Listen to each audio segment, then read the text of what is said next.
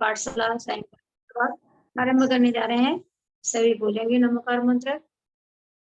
नमो हरिहंताणम, नमो सिद्धाणम, नमो आयरियाणम, नमो वज्रायाणम, नमो लोये सवसावणम। चतारि मंगलम हरिहंता मंगलम, सिद्धा मंगलम, साओ मंगलम, केवली प्रणतोदम मंगलम। चतारि लोगुत्तमा हरिहंता लोगुत्तमा, सिद्धा लोगुत्तमा, साओ लोगुत्तमा, केवली प्रणतोदम लोगुत्तमा। चतारि शरणं पवजामि, हरियन्ति शरणं पवजामि, सिद्धे शरणं पवजामि, साहु शरणं पवजामि, केवली प्रणतोदमो शरणं पवजामि। ऐसो पंचणमो यारो सवा पावपणाशनो, मंगलाणं ते सर्वेस्य परमं हवै मंगलम्।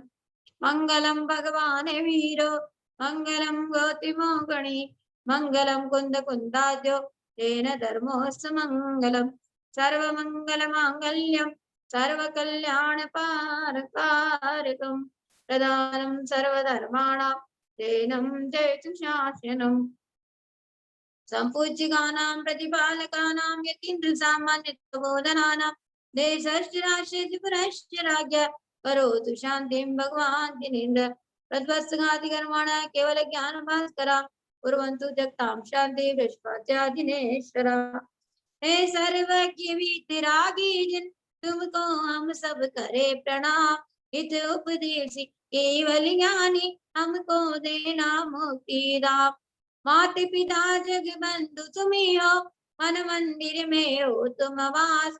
हम बच्चों का मन हो निर्मल, ऐसी हम करते अरदास। जिन धर्म अच्छा कुल पाया, विष्णु से हम दूर रहे। हिंसादिक पापों को छोड़े, क्रोधादिक से दूर रहे। सतपथ पर हम सदा चलेंगे, सुख शांति हम पाएंगे। देव शास्त्र गुरु के चरणों में अपना शीश झुकाएंगे। देव शास्त्र गुरु के चरणों में अपना शीश झुकाएंगे। जय बोलो अंतर परमेश्वर भगवान की जय। इच्छा प्रकाशिनाथ भगवान की जय। शांतिनाथ भगवान की जय। विंदाणी पाशनाथ भगवान की जय। महावीर भगवान की जय। वीणवाणी सरस्वती माता की जय। अणधर परमेश्वर भगवान की जय। भारत करो जगत गुरु गणाधिपति गणराचार्य अंत सागर जी गुरुदेव की जय। वेक्यारी धर्माचार्य श्री कनकनंदी जी गुरुदेव की जय। परम पूज्य प्रज्ञा गिरी दिगंबर जैनाचार्य श्री कुचिनंदी जी गुरुदेव की जय। सही बच्चों को, सही भक्तों को, जो भी यहाँ जुड़े हुए हैं, सबको आशीर्वाद। हम शांति सायंकाल की पाठशाला नमोकार मंत्र के साथ शुरू कर चुके हैं। अब हम आगे बढ़ेंगे। कल आप सभी को मैंने बहुत सारे चिन्ह के विषय में प्रश्न पूछे थे, अभी भी बहुत सारे चिन्ह बचे हैं। आज भी वही हम रिपीट करेंगे। कल जो पूछ चुके उनको हम आज नहीं पूछूंगी मैं, बस उसमें से 2-4 प्रश्न पूछूंगी कल वाले, और बाकी नए प्रश्न जो कल नहीं हुए थे उसमें से हम चलेंगे आगे। सभी लोगों को अंक में उत्तर देना है, आप सबको पता है। तो आपके लिए पहला प्रश्न है, घोड़ा कितने इंद्रिय जीव है और वो कौन से भगवान का चिन्ह है? एक साथ 2 प्रश्न है, तो आपको अंक दोनों चीजों का डालना है।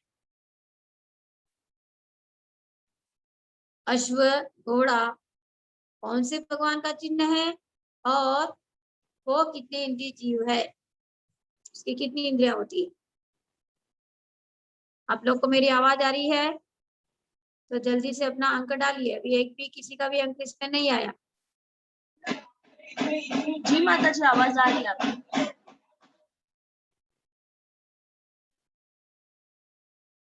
एक साथ 2 प्रश्न है तो 2 का उत्तर डालना है। उसकी इंद्रिया कितनी है, कितनी इंद्रिय जीव है और कौन से भगवान का चिन्ह है। 2 प्रश्न है तो दोनों का अंक अलग अलग डालिए। आधा उत्तर हुआ, अभी एक ने डाला बस। जितने भी यहाँ पर बैठे हुए भक्त लोग 24 बच्चे हैं, 24 भगवान के 24 चिन्ह। तो आपको चिन्ह बहुत अच्छे से याद करना है, पक्का करना है, इसलिए अपने को जल्दी जल्दी डालिए फटाफट। घोड़ा कितनी इंद्रिय जीव है और वो कौन से भगवान का चिन्ह है? किसी को नहीं आ रहा क्या आप लोगों में?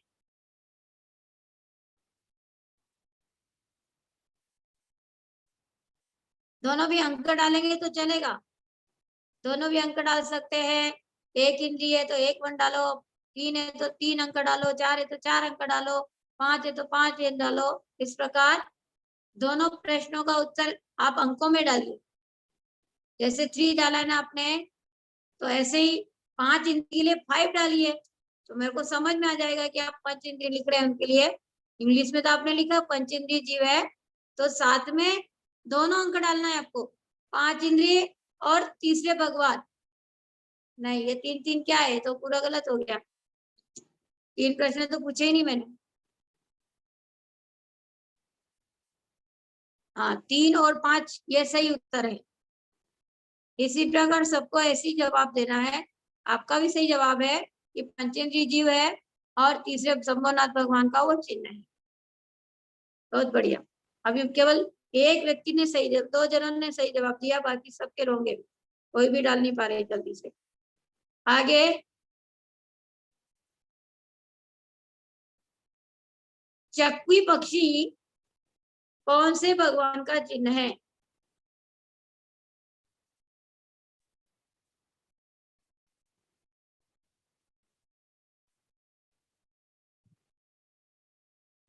चकवी बोला मैंने, चकवी। चकवी पक्षी कौन से भगवान का चिन्ह है?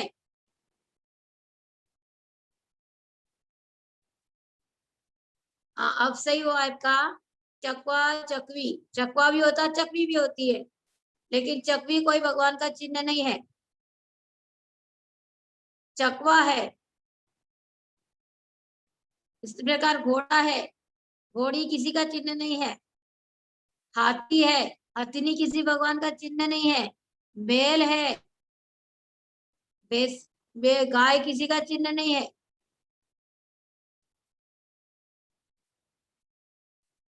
ऐसा आपको ध्यान रखना है। जितने भी चिन्ह है यहाँ पे, तो वो सब पुल्लिंग के रूप में यहाँ पे भगवान के चिन्ह है। 3 3 लिंग होते हैं, पुरुष लिंग होता है, स्त्रीलिंग होती है और नपुंसक लिंग होता है। तो इनमें जो चिन्ह है, उसमें जो तिर्यंच प्राणी है वे सब पुल्लिंग में ज्यादा चिन्ह आएंगे, नपुंसक लिंग के भी चिन्ह आएंगे इसमें। अब आपको दूसरा प्रश्न,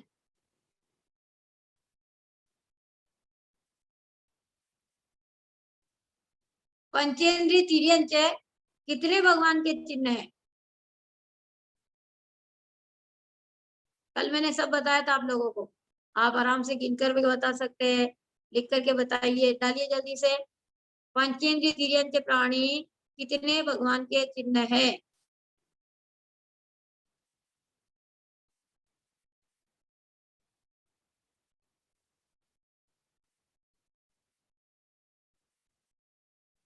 बहुत बढ़िया।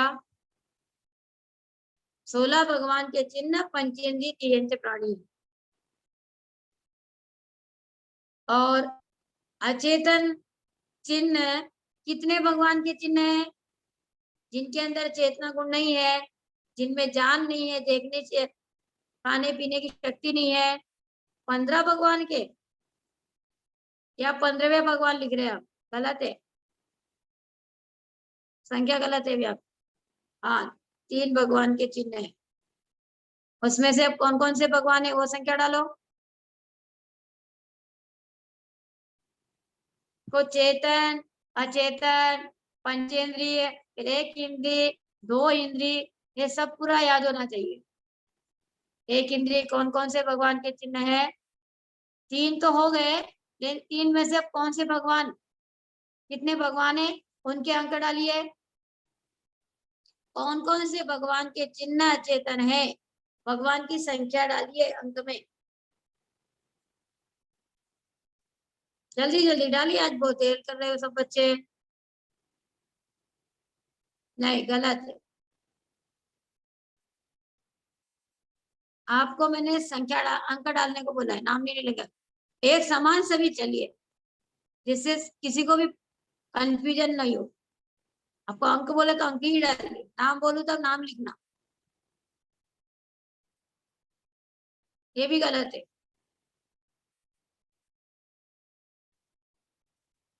ये सही है इनका। कल इतनी बार बताया फिर भी आप लोग याद नहीं कर पा रहे। देखो, सातवें सुभाष नाथ जी का साथिया है, 15वें धर्मनाथ जी का ब्रजदंड है, और मल्लीनाथ जी का कलश है। कितना सीधा सिंपल सा प्रश्न है, उसके लिए भी आप लोग को इतनी देर लग रही है। ये सब अचेतन है। कलश कोई एक इंद्रिय जीव है क्या? ब्रजदंड एक इंद्रिय जीव है क्या? सात्या एक इंद्रिय जीव है, 2 इंद्रिय, 3 इंद्रिय, 4 पंच में कोई आते हैं क्या? नहीं है। तो फटाफट सबको उत्तर देना चाहिए। अब तो पक्का हो जाना चाहिए। 4 दिन हो गए अपने को ये सबको रट्टे रट्टे। 4 के नहीं है, 3 ही आएंगे बस। 3 भगवान के चिन्ह है। अचेतन चिन्ह 3 भगवान के है, सुपाशनाथ, धर्मनाथ और मल्लीनाथ। 2 इंद्रिय जीव कौन से भगवान का चिन्ह है?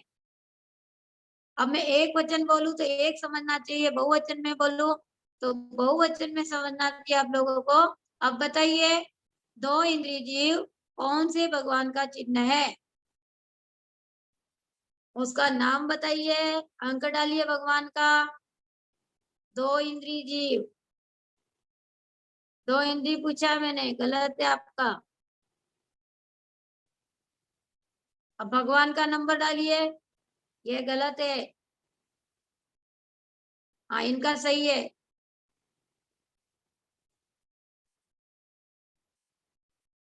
एक ही भगवान का चिन्ह है, नेमिनाथ भगवान का।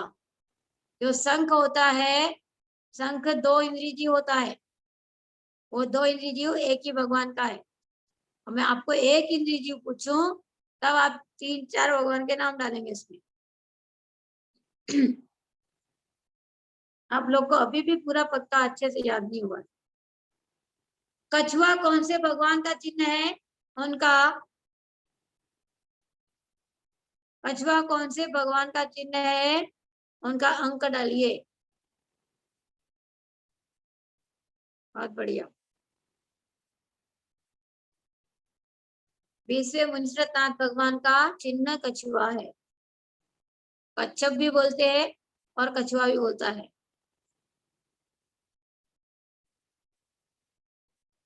और बकरी कौन से भगवान का चिन्ह है? बकरी कौन से भगवान का चिन्ह है? बकरी में क्या होता है? पहले जो चल रहा है उसको सुनो। बकरी कौन से भगवान का चिन्ह है?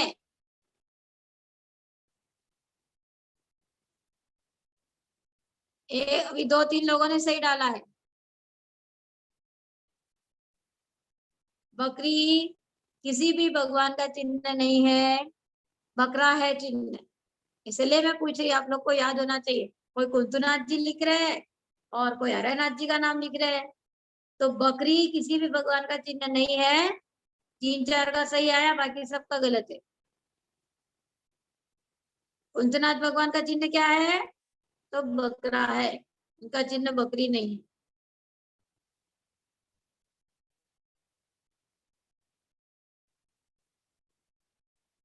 जो सुअर होता है, सुअर पिग, वो कौन सी भगवान का चिन्ह है? भगवान का अंक डालिए। बहुत बढ़िया, अमोल काप से।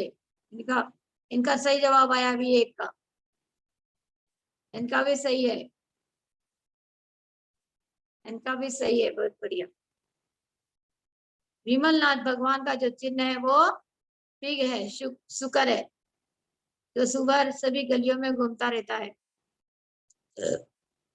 अच्छा बताइए, कौवा कौन से भगवान का चिन्ह है? जो सबके घरों में छत पे बैठ के काम काम करने आ जाता है। थोड़ी सी रोटी होती कुछ डाल दो तो तुरंत आ जाएगा। नहीं है। और बिल्ली मौसी, म्याऊ, बिल्ली किस कौन से भगवान का चिन्ह है? ये भी नहीं है।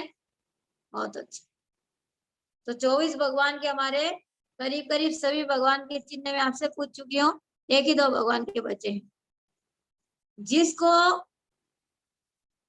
देखकर व्यक्ति डरता भी है और आ जाए तो पकड़ के बाहर पकड़वाने को भी ले जाते, पकड़वा देते हैं। घर में निकल जाए तो पकड़ा देगा। ऐसा कौन सा भगवान का चिन्ह है? घर में भी निकल जाए, कहीं भी निकल जाए तो उसको सबको पकड़ने के लिए पकड़ने वाले को बुला लेते हैं। बहुत बढ़िया। उसका नाम सर्प। पारसनाथ भगवान का चिन्ह सर्प है। उनका चिन्ह सर्प है और साथ में उनके सिर पे भी फणे हैं, परंतु चिन्ह नीचे है, वो चिन्ह ऊपर सिर पे नहीं है। वो पद्मावती माता ने भगवान को मस्तक पर बिठाया और धर्मेंद्र ने भगवान के सिर पे छत्र ताना। तो वो नाग कुमार जाति के देव थे, इसलिए उन्होंने जो भगवान को उपसर्ग हो रहा था 7 दिन तक, उपसर्ग दूर करने के लिए उन्होंने छत्र तान दिया। अपना छत्र तानते ही उसके बाद में भगवान को केवल ज्ञान हो गया। तो केवल ज्ञान होने के बाद भगवान अनंत बन गए और मुनि अवस्था में उनके ऊपर उपसर्ग हुआ था। लेकिन आज भी भगवान पार्श्वनाथ की जो प्रतिमाएं बनाई जाती है, सर्प के साथ ही बनाई जाती है।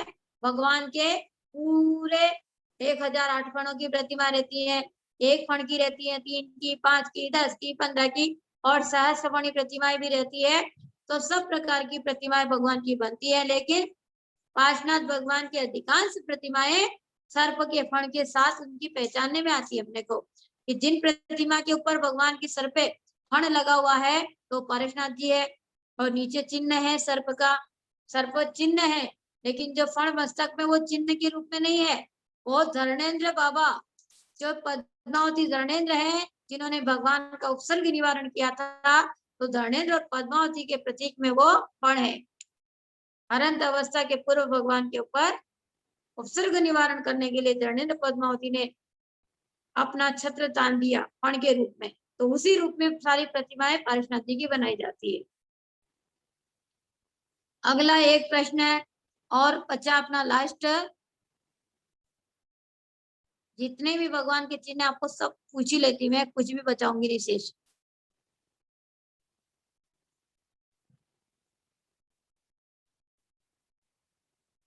जो 15 दिन रात में दिखता है और 15 दिन रात में नहीं दिखता है, ऐसा कौन सा चिन्ह भगवान का है और कौन से भगवान है वो? उस चिन्ह का नाम बताओ और भगवान का नाम लिखिए। बहुत बढ़िया। अब चिन्ह क्या है? 8वें नंबर के भगवान हो गए। 8वें भगवान का चिन्ह क्या है? चंद्र। तो चंद्रमा जब होता है तो वो 15 दिन दिखेगा, 15 दिन नहीं दिखेगा, अंधेरी रात और उजाली रात, लेकिन वो भगवान का चंद्रमा चिन्ह है, चंद्र प्रभु भगवान का। और चंद्रमा ज्योतिषी देवों का इंद्र होता है। अच्छा, आपको यह बताना है, चंद्रमा तो रात में निकलता है और 15 दिन निकलता है, 15 दिन दिखता भी नहीं है।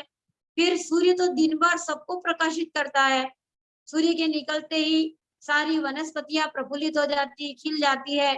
यहाँ तक कि देखिए सोलर ऊर्जा में काम आता है और पानी गर्म होना है, बहुत सारा काम सूर्य के प्रकाश में होता है। आपको भोजन करना है, साधुओं को आहार देना है, आदि आदि जितने भी कर्तव्य होते तो सूर्य उदय होने में इसमें करते, उजाले में करते हैं। तो फिर ऐसा सूर्य कौन से भगवान का चिन्ह है?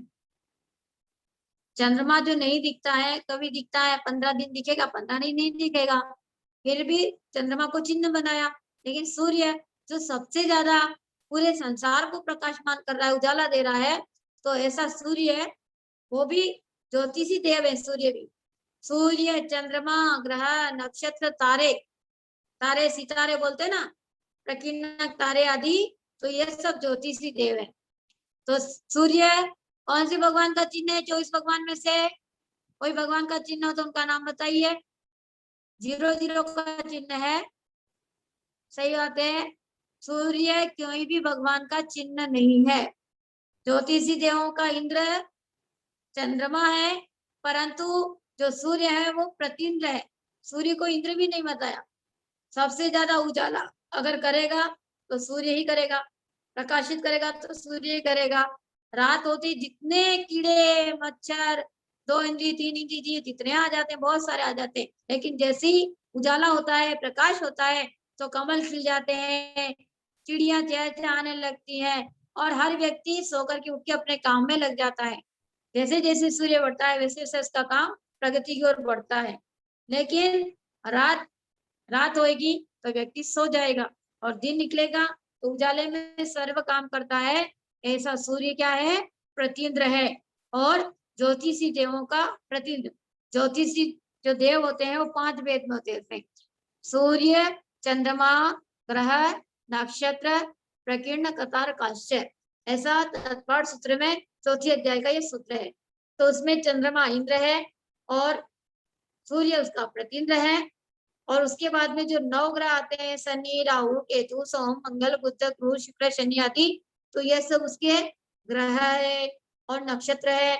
27 नक्षत्र होते हैं और प्रकीर्ण तारे आदि होते हैं।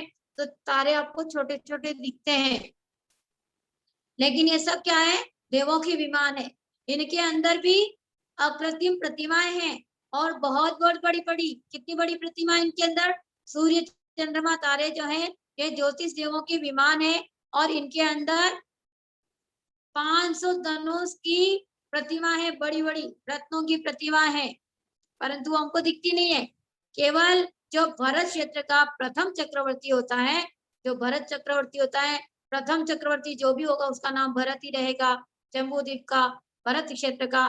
तो जो भी चक्रवर्ती होता है, प्रथम चक्रवर्ती ही सूर्य विमान में विराजमान प्रतिमा के दर्शन कर पाता है और चंद्र विमान में विराजमान प्रतिमा के दर्शन वो ही कर पाता है। बाकी लोगों को दर्शन नहीं होते।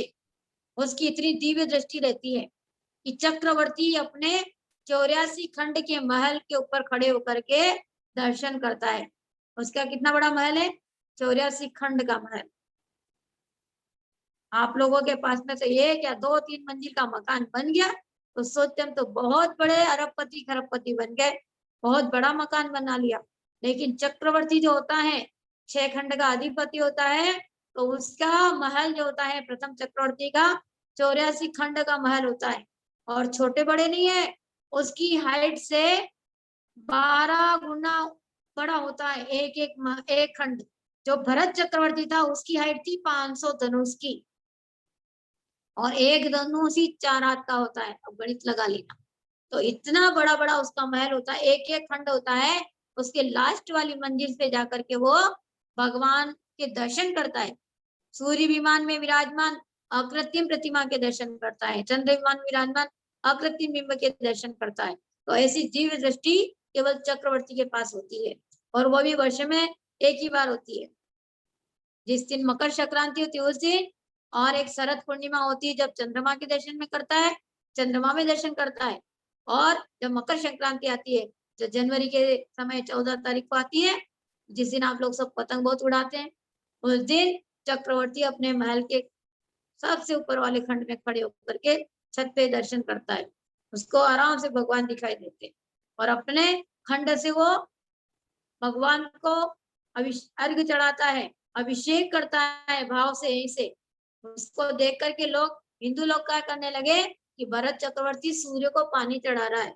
तो ये बाद में परंपरा उल्टी चल गई कि बहुत सारे लोगों ने, जिन लोगों ने देखा, क्योंकि दूसरे लोग देख रहे थे और दूसरे लोगों को तो दिखाई नहीं दिया कि क्या कर रहा है, पानी डाल रहा है, ऐसा दिखाई दे रहा था। और वो पानी डाल रहे थे, भगवान का अभिषेक कर रहे थे यहीं से अपने महल से, क्योंकि भगवान के पास तो जा नहीं सकते, परंतु अपने महल से वो अभिषेक कर रहे थे।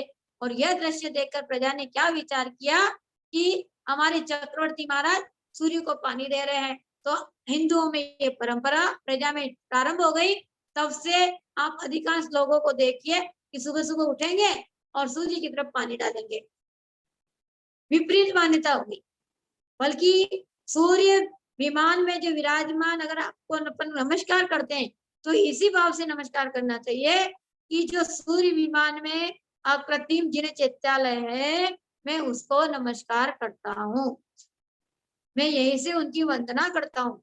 चंद्र विमान में विराजमान अकृत्रिम प्रतिमाओं को नमस्कार करता हूँ। तो ऐसा वो भक्ति करता है और उसी को वो दर्शन होता है।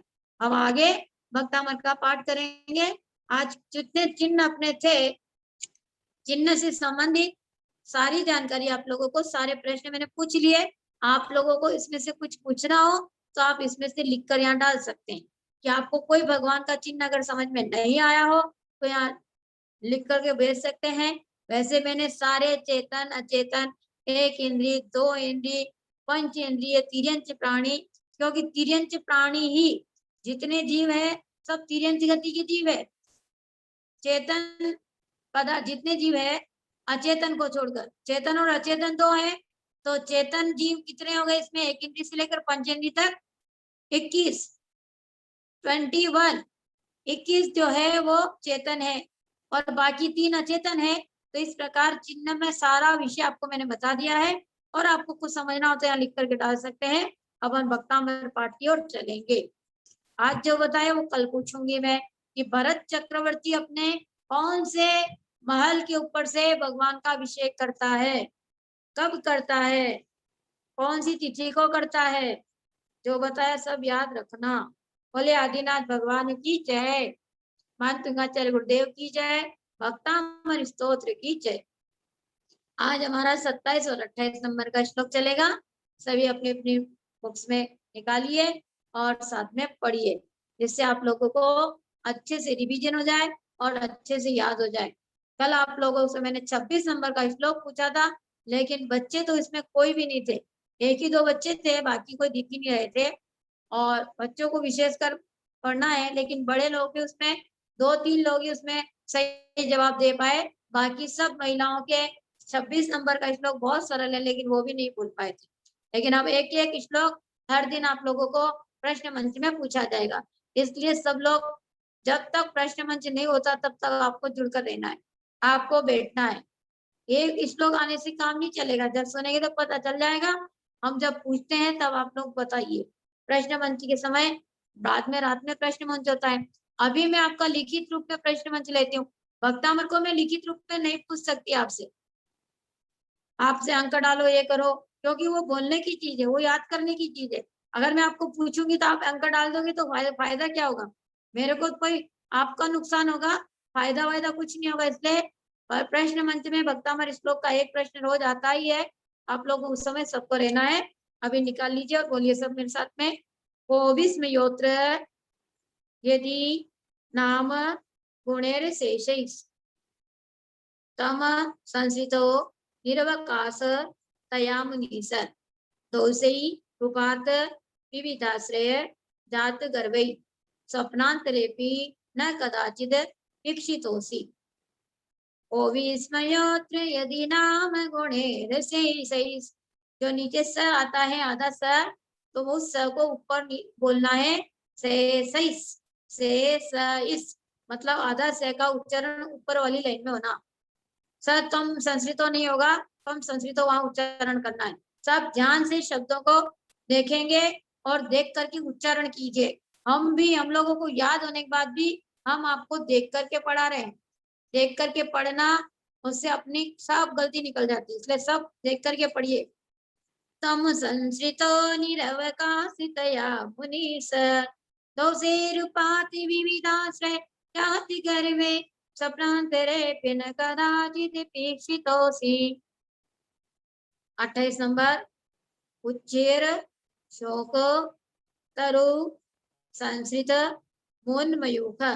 जैसे मैं एक एक लाइन एक शब्द बोल रही हूँ, 4 शब्द, 2 शब्द, 4, 5, 3, 4, जो भी शब्द पे रुकती हूँ थोड़ा, तो मेरे बोलने के बाद आप लोग उस शब्द का उच्चारण कीजिए। आप लोग मेरे बोलने के बाद उच्चारण करेंगे तो आपका ज्ञान बढ़ेगा। गुरु के बोलने के बाद ही हमें पढ़ना सीखना चाहिए। ये नहीं कि माता जी बोल रहे तो हम भी साथ साथ में बोलते जाएं। पहले माता जी का सुनिए, उसके बाद में आप लोग, मैं जैसे रुकती हूँ तो आप लोग उसका उच्चारण कीजिए, जिससे हमें ज्ञान प्राप्त होता है और हमारा विनय होता है और गुरु के द्वारा बताया हुआ चीज हमें अच्छे से याद होता है। उच्चैर शोक तरु संस्कृत मोन्मयूख महाभाति रूप ममलम भवतो नितांतम स्पष्टो लशत किरण मस्त तमो वितानम बिंबम रवेरिव पयोधर पार्श्ववर्ती। अब हम मैं लाइन बोलूंगी, लाइन भी आपको सुनाई पड़ती, उसके बाद आप बोलते रहिए आराम से।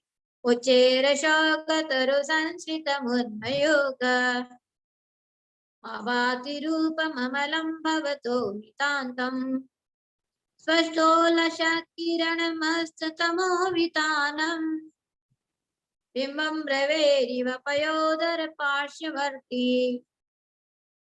हमारा हुआ। हम ऊपर फिर से 27 नंबर 28 नंबर का श्लोक फिर से पढ़ेंगे, अच्छे से आप लोग को याद हो, पढ़ना अच्छे से आए, कोई भी गलती ना हो, फिर से उच्चारण करेंगे।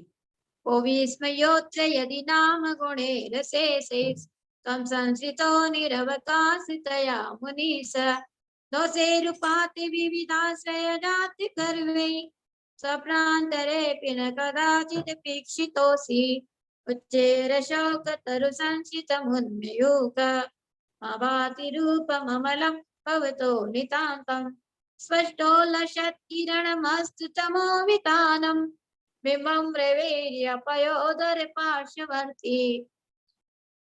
बोलिए आदिनाथ भगवान की जय, भानुतुंगाचार्य गुरुदेव की जय, भक्तामृत स्तोत्र की जय, आचार्य श्री मुक्तिनंद जी गुरुदेव की जय। नमोकार मंत्र के साथ में पाठशाला की ये क्लास अभी समाप्त होगी और प्रभु की भक्ति, प्रभु की आरती, गुरु अर्चा आदि से भी प्रारंभ होगी। गुरुदेव हमारे बीच में पधार चुके हैं। अब नमोकार मंत्र के साथ में पाठशाला भी समाप्त करेंगे, लेकिन सब बैठे रहे, कोई भी निकले नहीं। आप बैठेंगे तो पाएंगे, निकल जाएंगे तो पछताएंगे। बहुत सारी चीजें बाद में होती हैं, तो सब बच्चे प्रश्न मंच में अवश्य जुड़े रहे। नम अरिहंतानां नम सिद्धानां नम आचार्याणां नम उपाध्यायानां नम लोके सर्वेषां साधूनां।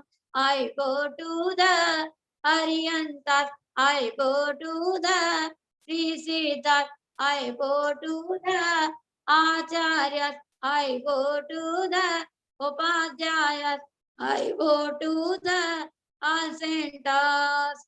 बोलिए पंच परमेश्वरी भगवान की जय, योगेश तीर्थंकर भगवान की जय, परम पूज्य प्रज्ञा की दिगंबर